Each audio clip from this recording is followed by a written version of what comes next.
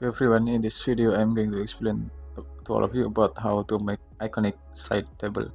First of all, we have to make rotated rectangle to a basic shape. We can set the size around 400 millimeter and 400 millimeter for the height.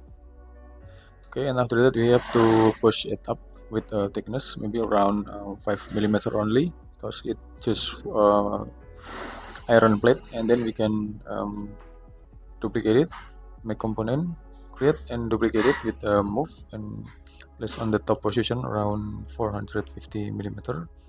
Okay, so then we can make the variation of uniqueness with the line, and then we can place on this position, and then we can place on this position and close for this position. Okay, and then we can push it to the left side or right side. Anyway, we can push it to the left side around 5 millimeter. Then we can make group. So then we can use a line, then we can place this variation on it. So then we can push it to the front around 5 millimeter only. Then we can make group, and then we can make the diagonal line over there.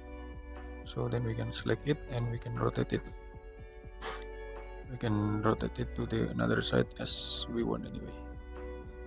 We can type 90 degree. I'm sorry, we have to repeat it.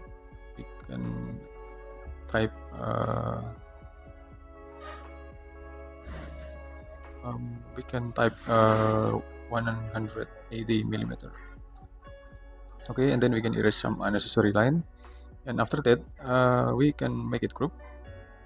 So then we can make a rectangle, and then we can place on this corner, and then we can push it to the up around 20 millimeter, and we can make group. So then we can adjust the material with wood material we can place.